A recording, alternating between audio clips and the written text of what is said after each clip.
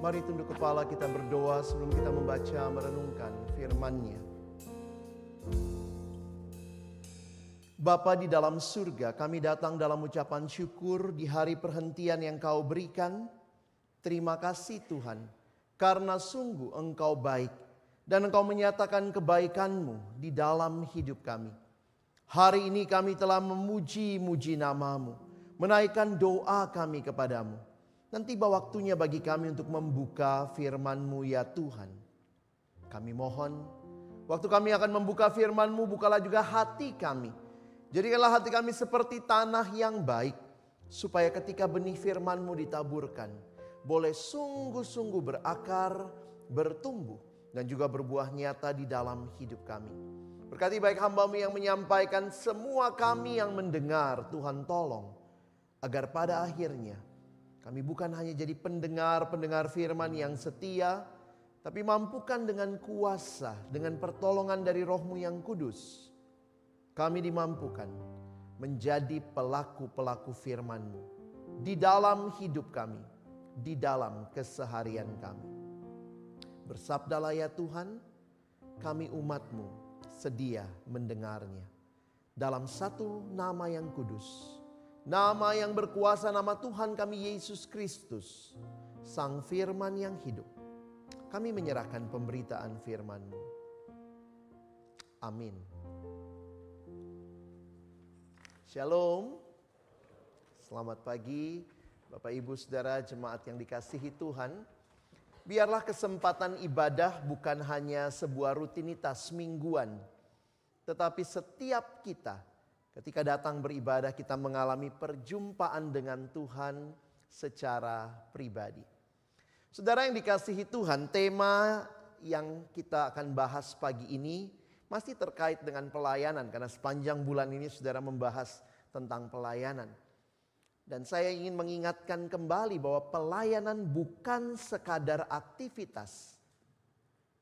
Kalau saya terlibat dalam kepengurusan, terlibat mungkin dalam komisi, di dalam bagian tertentu, oh saya melayani. Tetapi bicara tentang pelayanan, Alkitab dengan jelas memberitahukan kepada kita bahwa sebenarnya semua kita adalah pelayan Tuhan. Orang yang hidupnya telah diselamatkan oleh Tuhan, maka kita orang-orang yang telah ditebus, dibeli dengan harga yang lunas dibayar, semua kita seharusnya melayani Tuhan. Karena itu saudara, ada kalimat yang mengatakan begini, saudara mungkin mantan pengurus, tapi selama saudara hidup, saudara belum pernah jadi mantan pelayan. Saya ulangi ya, saudara mungkin mantan pengurus, mantan dalam satu tugas struktur, tetapi seumur hidup kita belum pernah jadi mantan pelayan. Karena itu kalau saudara sudah selesai melayani, tetap bertanya, Tuhan apalagi yang Tuhan mau percayakan? Tentu tidak selamanya di dalam struktur. Saudara, waktu saya pelajari hidup Yesus, menarik ya. Yesus pernah jadi pengurus? Kayaknya Yesus gak pernah jadi pengurus deh ya. Gak ada kita baca di Alkitab maka dia rapat pengurus begitu ya. Tapi saudara yang jadi pengurus jangan mundur ya. Saya meniru Yesus, tidak pernah jadi pengurus. Dia tidak menjadi pengurus secara struktural, tapi hatinya hati yang melayani. Maka kita merindukan kalau saudara dapat kesempatan jadi pengurus, miliki hati yang melayani. Saudara tidak terlibat dalam struktur kepengurusan, saudara tetap pelayan dan teruslah miliki hati yang melayani. Saudara yang dikasihi Tuhan, hari ini kita bicara tentang setia dalam perkara kecil. Setia itu sulit saudara untuk kita definisikan hanya berdasarkan sebuah observasi. Saya kasih contoh begini. Kalau hari ini saudara datang ibadah, saudara sudah bisa dibilang setia? Oh tunggu dulu, besok masih datang enggak? Minggu depan masih datang enggak? Oh minggu ini datang, minggu depan datang. Sudah bisa dibilang setia? Tunggu dulu, bulan depan masih datang enggak? Maka bulan ini datang, bulan depan datang, udah bisa dibilang setia? Oh tunggu dulu, tahun depan masih datang enggak? 2 tahun depan masih datang nggak? 3 tahun depan masih datang nggak? Sehingga ini menjadi pergumulan waktu bicara setia adalah sebuah proses yang panjang seumur hidup diuji oleh waktu. Jadi karena itu saudara yang dikasihi Tuhan, saya bersyukur pagi ini kita banyak menyanyikan Allah yang setia, Allah yang memenuhi janjinya. Kenapa? Karena kesetiaan saudara dan saya hanyalah bergantung kepada kesetiaan Tuhan. Tuhan yang ketika saudara dan saya mungkin gagal setia, Dia tetap memberi kesempatan bagi kita untuk terus melayani Dia. Untuk tetap bangkit dan berjuang untuk setia. Kalau ada orang yang bilang dia sudah setia, saudara, saya pikir kita harus mengevaluasi dulu begitu ya. Karena kesetiaan bukan sekadar sebuah pencapaian, tetapi sebuah proses panjang di dalam hidup mengikut Tuhan. Dan saudara dan saya mungkin setia karena Tuhan menopang kita. Nah, hari ini kita akan bicara tentang setia dalam perkara kecil di dalam Injil Matius. Kita akan membaca bersama. Mari kita buka Alkitab kita dari Matius 25. Kita akan membaca ayat yang ke-14 sampai dengan ayat yang ke-30. Saudara, ini cukup panjang pembahasannya. Yesus ahli bercerita dan banyak bagian yang dia sampaikan atau sepertiga pengajaran Yesus bentuknya perumpamaan. Mari kita baca bergantian mulai dari ayat yang ke-14 sampai dengan ayat yang ke-30. Kalau saudara punya terjemahan baru silahkan, saya masih pakai terjemahan yang lama. Dan silahkan kita baca bagian kita. Saya akan mulai membaca ayat 14. Saudara baca ayat yang ke-15, kita bergantian sampai ayat yang ke-30. Perumpamaan tentang talenta. Sebab hal kerajaan sorga sama seperti seorang yang mau bepergian ke luar negeri, yang memanggil hamba-hambanya dan mempercayakan hartanya kepada mereka.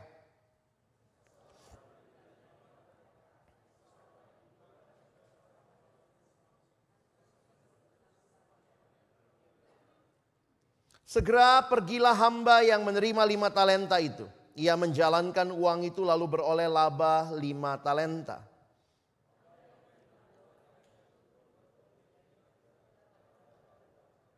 Tetapi hamba yang menerima 1 talenta itu pergi dan menggali lubang di tanah lalu menyembunyikan uang tuannya.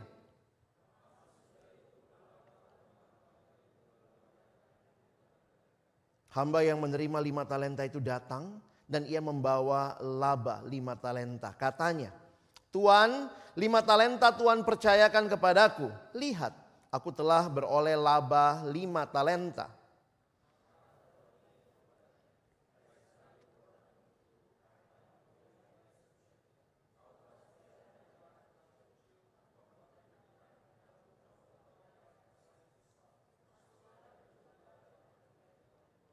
Lalu datanglah hamba yang menerima 2 talenta itu, katanya, Tuan, 2 talenta Tuhan percayakan kepadaku. Lihat, aku telah beroleh laba 2 talenta.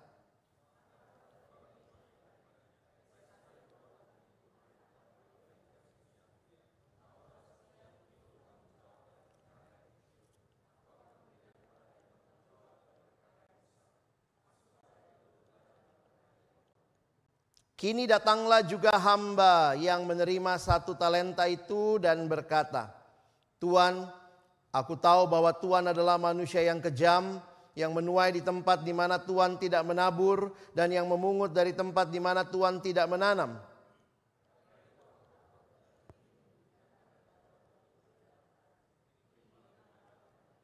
Maka jawab tuannya itu, hai kamu hamba yang jahat dan malas. Jadi kamu sudah tahu bahwa aku menuai di tempat di mana aku tidak menabur dan memungut dari tempat di mana aku tidak menanam.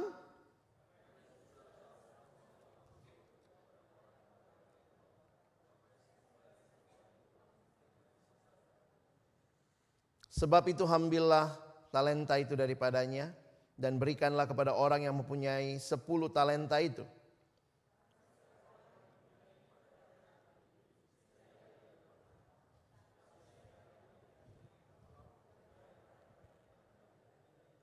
dan campakkanlah hamba yang tidak berguna itu ke dalam kegelapan yang paling gelap. Di sanalah akan terdapat ratap dan kertak gigi. Sedemikian jauh pembacaan firman Tuhan. Berbahagialah kita yang bukan hanya membacanya, tetapi juga merenungkannya, melakukannya dalam hidup kita, dan bahkan membagikannya. Saudara yang dikasihi Tuhan, kalau dengar kata talenta, apa yang muncul di benak saudara? Indonesia Got Talent? Karena talenta kita bayangkan itu adalah sebuah bakat, karena itu pemahaman hari ini kalau dengar kata talenta. Tetapi kalau saudara melihat di dalam Alkitab, talenta adalah uang, jumlah uang yang sangat besar.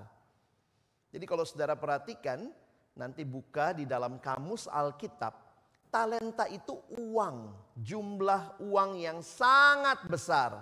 Satu talenta itu 6.000 dinar.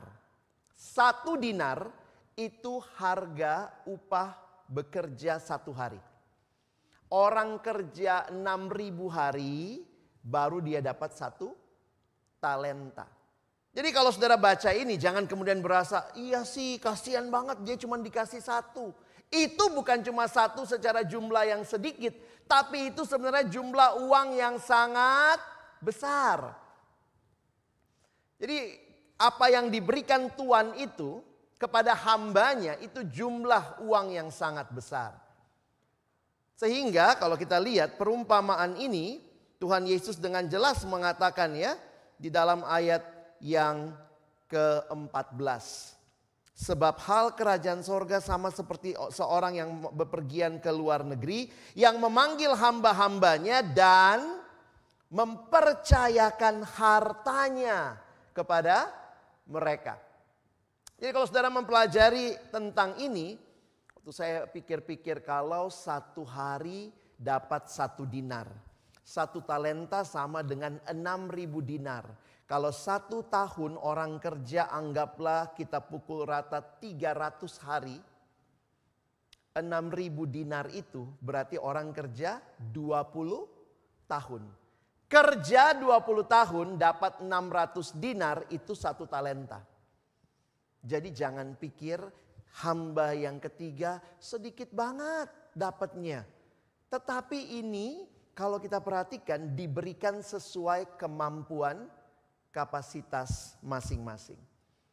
Jadi saudara menarik untuk memperhatikan bagaimana melalui perumpamaan ini sekarang banyak orang mengkaitkan dengan hal-hal berharga yang kita miliki di dalam hidup. Makanya dikaitkan juga dengan talenta, bakat. Tetapi kalau saudara perhatikan banyak hal dalam hidup yang Tuhan percayakan, termasuk hidup kita sendiri.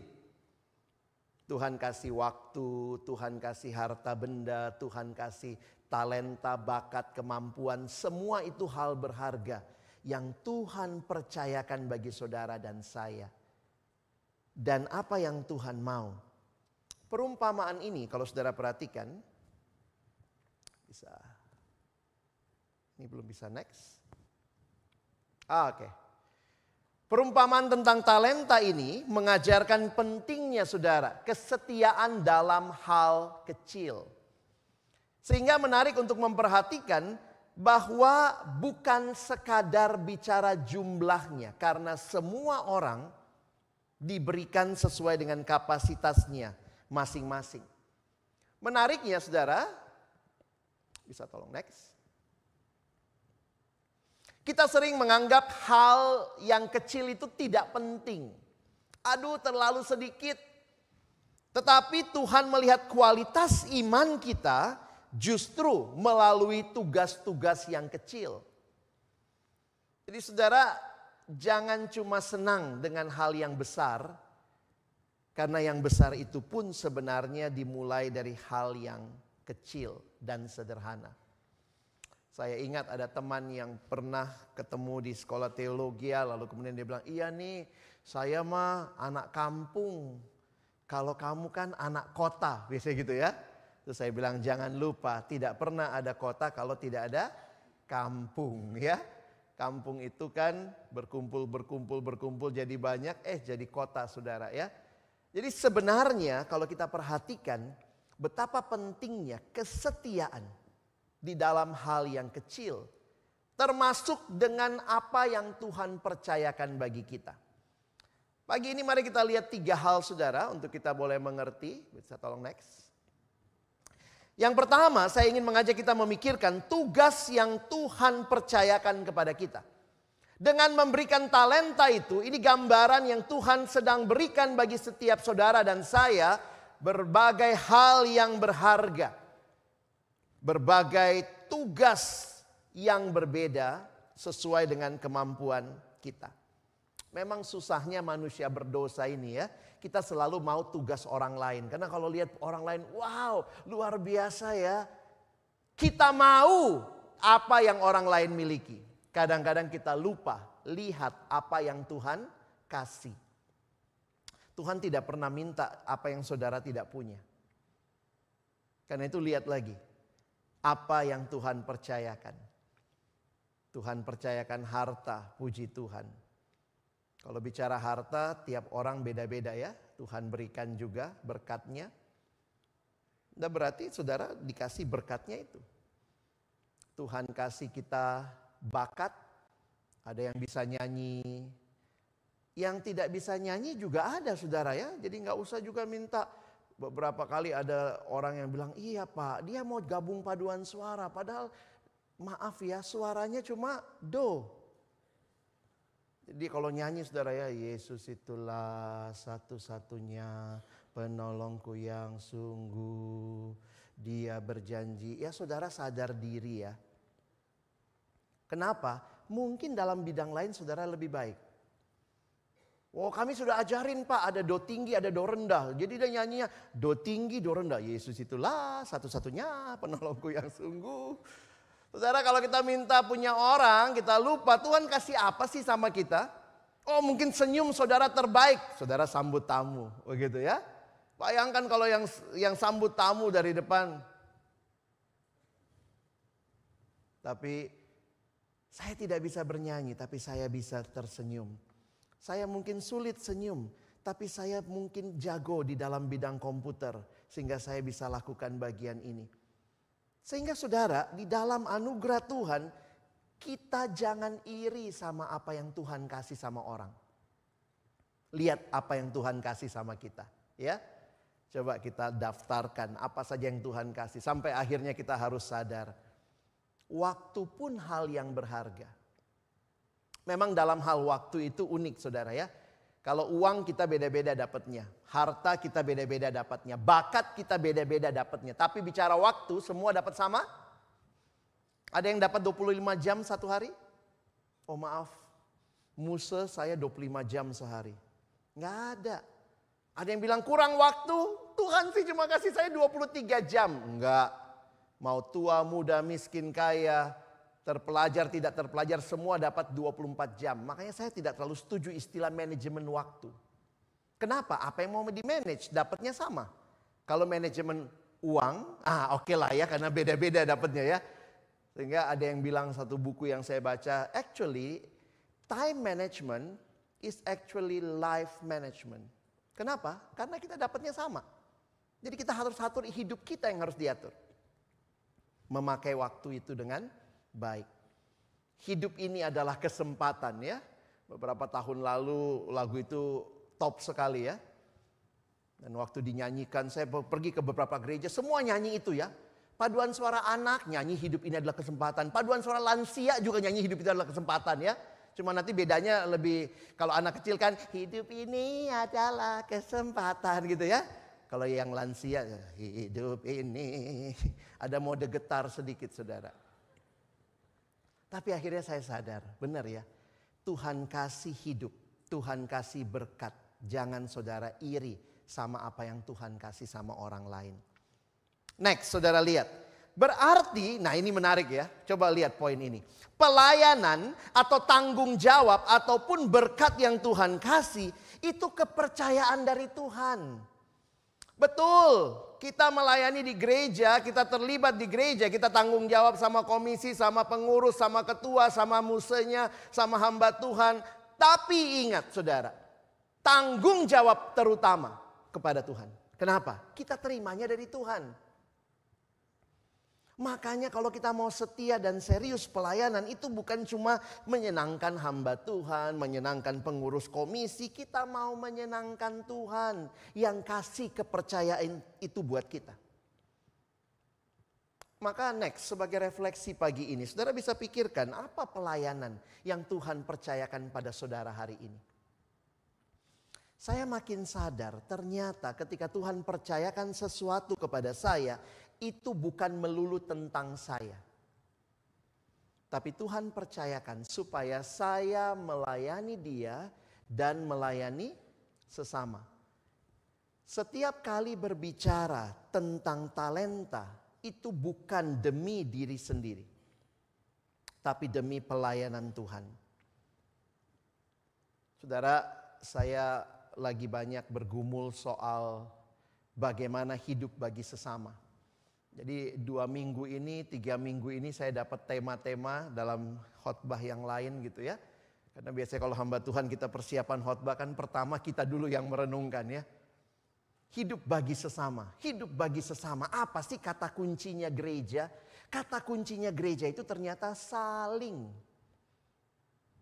Jadi kalau kita di dalam gereja, waktu saya diberkati Tuhan, supaya apa?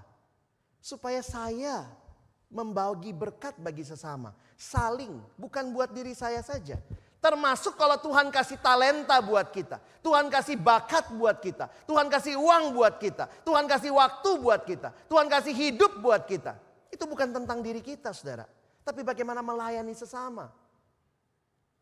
Banyak orang Kristen sudah lama ke gereja tapi tidak berubah. Hatinya hanya buat diri sendiri. Boro-boro melayani sesama. Kalau hamba Tuhan kami kasih berkat ya, biasanya begitu ya. Kalau hamba Tuhan angkat tangan kasih berkat jemaat semua udah begini ya. Ada satu waktu saya kaget juga jemaat jadi begini, mau ngerampok banget ya. Sekarang pertanyaannya, saudara mau berkat Tuhan? Untuk apa? Untuk saudara dan saya hidup jadi berkat bagi orang lain. Jangan cuma suka berkat Tuhan. Tapi mintalah Tuhan, saya mau jadi berkat bagi sesama. Tuhan percayakan itu buat kita. Jadi pernah satu waktu setelah saya khotbah saya kasih berkat ya. Saya bilang, saudara yang siap menerima berkat dan siap jadi berkat. Boleh angkat tangan, kalau enggak usah. Gitu ya. Karena banyak kali kita cuma mau berkat Tuhan. Datang ke gereja supaya diberkati. Tapi pelayanan di dalam gereja itu terjadi karena kita saling. Tuhan kasih talenta untuk kita saling. Kalau dompet saudara agak tebal, bulan ini banyak cuan, ingat. Jangan-jangan ada dompet orang yang kurang tebal, yang butuh ditolong. Kalau Tuhan berikan bagi saudara talenta yang baik, ingatlah, pakailah untuk membangun juga orang lain. Bukan tentang diri kita. Ini tugas yang Tuhan percayakan buat kita demi kita melayani sesama. Tapi yang kedua, sekarang kita lihat next. Perlu kesetiaan dalam mengelola talenta itu. Tuhan sudah kasih, puji Tuhan ya. Nah, saudara di sini tanggung jawab kita. Ya, pelan-pelan dulu. Balik dulu yang sana, ya. Ada 2 hamba yang diceritakan. Hamba yang pertama, ada 2 hamba yang setia, 1 yang tidak, saudara ya. Maka perhatikan 2 hamba yang pertama setia untuk mengembangkan talenta. Nah, ini jadi tanggung jawab. Bukan cuma Tuhan kasih, ternyata Tuhan minta kita kembangkan, saudara. Makanya step pertama tuh penting tadi. Tahu dulu apa talenta kita. Baru kemudian kita kembangkan. Jangan sibuk, saya nggak bisa nyanyi, saya nggak bisa nari, saya nggak bisa ini, saya nggak bisa itu. Akhirnya kita cuma tahu yang nggak bisa, jadi nggak ada yang dikembangkan. Karena semua nggak bisa. Tapi kalau kita tahu talenta kita, bakat kita, berkat yang Tuhan kasih, maka kita sekarang berpikir, kenapa Tuhan kasih? Supaya saya memberkati sesama. Kalau saya memberkati sesama harus dikembangkan. Dikembangkan lebih baik, lebih baik, lebih baik. Dan waktu dikembangkan itu, Itu tugas dari Tuhan. Tuhan tidak kasih lalu selesai, saudara. Sama seperti anak kecil.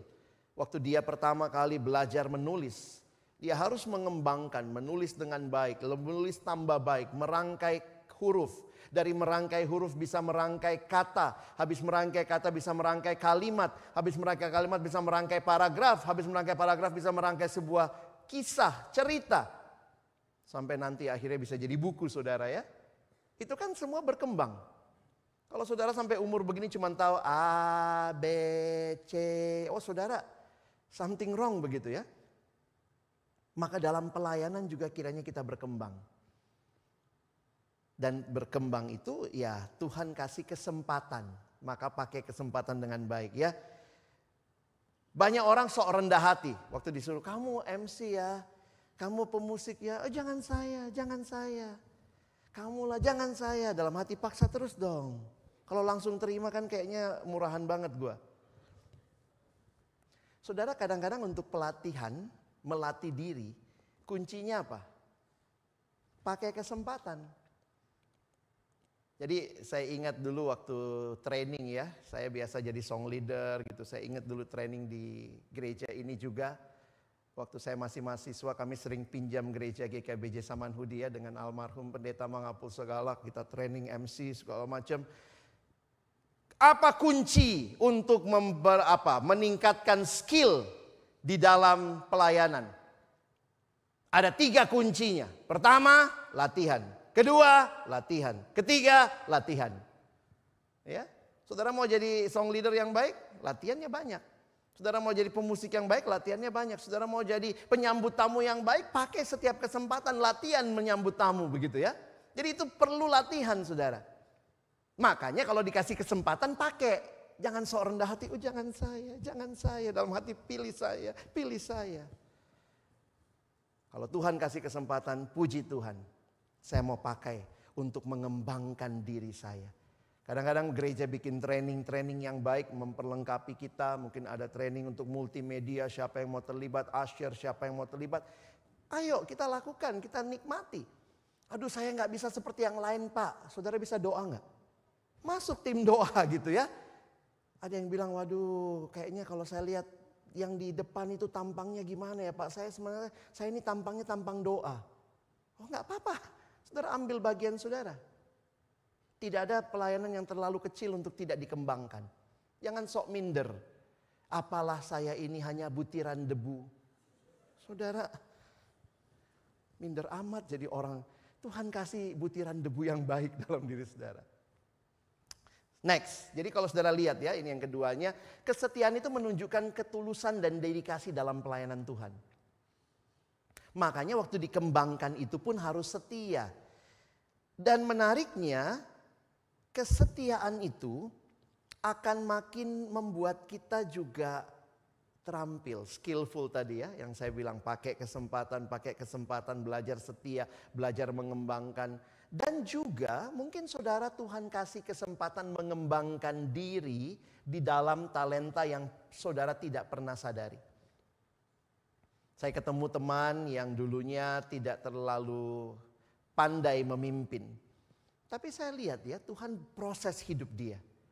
Wah sekarang memimpin. Ini buat kita yang lause-lause di remaja ya. Kita itu kadang kagum ya lihat anak-anak yang dulu ya ampun cupu banget. Sekarang udah berani gitu ya. Karena kami lihat biasa dari remaja begitu. Wah bertumbuh. Iya ya. Tuhan kasih kesempatan eksplorasi. Apa yang Tuhan berikan. Makin melihat. Mungkin saya rasa dulu saya bukan punya talenta itu. Tapi waktu saya lihat, saya belajar, saya mengembangkan diri, saya ikut training. Oh iya saya punya juga. Dan akhirnya Tuhan pakai. Dari mana saudara? Dari hal-hal yang kecil yang kita setia. Yang kita setia juga ambil kesempatan yang Tuhan kasih. Nah terakhir, saudara mungkin kita jarang berpikir tentang hal ini. Tapi ini menjadi hal yang pagi ini saya mau tekankan ya. Next, dampak ketidaksetiaan. Nah tadi kan sudah dibilang kadang-kadang ada orang yang tidak mengembangkan, ada orang yang mundur dari pelayanan. Saudara perhatikan ini dampaknya apa? Hamba ketiga Menjemunjikan talenta karena takut. Apapun alasan kita ya, malas lah, takut lah. Ini dikatakan ini hamba yang jahat dan malas. Jadi memang gak ada tempat untuk orang malas di pelayanan ya. Kalau kita hidup ikut Tuhan, harusnya kita bergairah, kita bersemangat, bukan malas. Dia tidak menjalankan tugasnya. Kadang-kadang kita pikir kalau begitu dia tidak jalankan tugas, yang rugi dia ya. Tapi ternyata saudara perhatikan, next. Ketidaksetiaan itu juga menghentikan saudara dan saya jadi berkat buat orang lain. Ingat kata kunci gereja adalah saling. Waktu kita tidak kembangkan pelayanan kita, tidak kembangkan talenta kita, padahal Tuhan sudah kasih itu, kita bukan hanya merugikan diri kita, tetapi sebenarnya kita kehilangan kesempatan juga untuk menjadi berkat buat orang lain. Dan akhirnya, kalau gereja cuma segelintir orang yang melayani, betapa miskinnya gereja itu. Betapa kita melalaikan tanggung jawab yang Tuhan kasih supaya kita jadi berkat bagi sesama. Saya membayangkan gereja itu bukan seperti perahu pesiar. Pernah naik kapal pesiar atau lihat perahu pesiar gitu ya, kalau kayak di Vienna mungkin gitu ya. Jadi yang satu dayung, yang lain nengok-nengok, lihat-lihat gitu ya. Gereja itu bukan begitu. Ada yang capek dayung ya, hamba Tuhannya, majelisnya, aktivis itu capek dayung. Terus yang lain cuma begini-begini, lihat-lihat. Ih bagus ya. Nanti pulang gereja bilang, ih padahal dasi pendetanya miring. Oh tadi aduh slide-nya terlambat. Kita banyak punya orang-orang yang ya lu kerjalah, lu kan majelis, lu kan pendeta. Ya gue duduk santai, lihat-lihat. Tapi saya membayangkan gereja seperti perahu lomba. Semua dikasih dayung. Anak kecil ya dayungnya lebih kecil. Anak remaja dayungnya besar sedikit. Yang dewasa tenaganya lebih kuat, dayungnya lebih kuat, lebih besar. Oh dia dewasa tapi sakit-sakitan, oh kasih dayung kecil. Tapi kasih dayung tetap ya. Sehingga semua orang mendayung bersama. Menjadi perahu dayung. Yang perahu lomba yang akan berjalan lebih cepat. Mana yang lebih cepat? Saya pikir pasti perahu lomba ketimbang perahu pesiar ya. Datang duduk gitu. Dan kalau saudara semua memaksimalkan talenta. Dalam hal yang paling kecil. Aduh saya cuma bisa ini. No problem. Tapi kalau saudara kembangkan, saudara akan terampil di dalam bagian yang Tuhan kasih. Sehingga pertanyaan saya yang terakhir, next. Apakah saudara pernah merasa ragu dan takut untuk melayani? Hanya karena apa yang kita miliki terbatas, apa yang kita miliki sedikit? Tidak. Waktu mendengar juga gereja saudara dibangun, bagaimana setiap orang berpartisipasi. Ini bukan hasil karya dari satu orang, segelintir orang, tetapi semua jemaat berpartisipasi, mengambil bagian apa yang kita miliki, kita sumbangkan. Saya pikir itu jadi satu kenyataan yang indah. Maka saudara, next, kesetiaan pada hal kecil itu menuntun pada hal besar. Tapi kesetiaan itu ada bagian saudara untuk kembangkan ya. Jangan lupa itu. Next, kesetiaan adalah awal langkah menuju tanggung jawab yang lebih besar. Tuhan akan berikan makin besar bagi kita. Saya coba simpulkan dalam beberapa kalimat. Tuhan memperhatikan setiap tindakan kesetiaan kita dalam hal yang paling kecil sekalipun. Dan ingat saudara, next, Tuhan memperhatikan, Tuhan menghargai kesetiaan kita. Bukan hanya hasil yang besar. Dan next, kesetiaan dalam perkara kecil, Tuhan akan melihat ketulusan kita. Dan Dia siapkan saudara untuk perkara yang lebih besar. Dalam hidup, dalam pelayanan di gereja. Maka sebagai penutup aplikasinya, syukuri setiap kesempatan melayani. Meskipun kecil. Terlihat kecil. Buat kita pasti itu sudah lumayan besar juga ya. Ada orang yang bilang, saya cuma bisa nyambut tamu. Oke, no problem. Tapi ada orang yang ketemu orang juga awalnya takut saudara ya. Tapi lama-lama dia makin berani. Kecil tapi ternyata berguna. Semua kita punya bagian masing-masing. Next.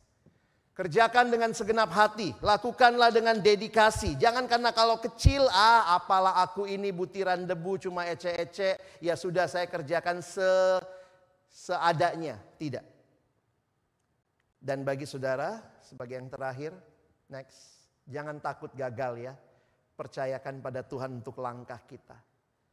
Kadang-kadang kita takut gagal, bahkan belum memulai sudah takut gagal. Mulai dulu saudara ya. Kalau gagal, apa yang harus kita lakukan? Bangkit lagi.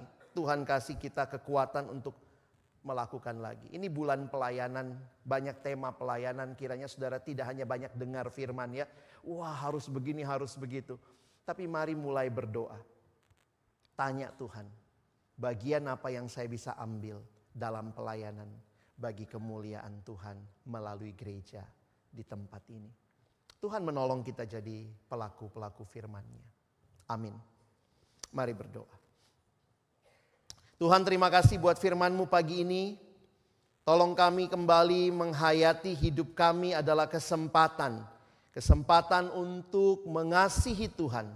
Mempersembahkan yang terbaik yang kami miliki. Mungkin terlihat kecil bagi orang lain. Mungkin kami pun merasa betapa kecilnya, sedikitnya apa yang kami berikan. Tapi dalam anugerah-Mu kami bersyukur. Tuhan sanggup melipat gandakan. Seperti 5 roti 2 ikan. Mengenyangkan 5.000 orang. Maka sesedikit apapun apa yang kami miliki. Tapi jika kami menyerahkannya di tangan Tuhan yang kuat. Tuhan sanggup melipat gandakannya. Bukan demi kemegahan kami. Tapi demi memberkati sesama. Dan demi memuliakan Tuhan. Kami bersyukur dalam nama Yesus kami sudah berdoa. Amin.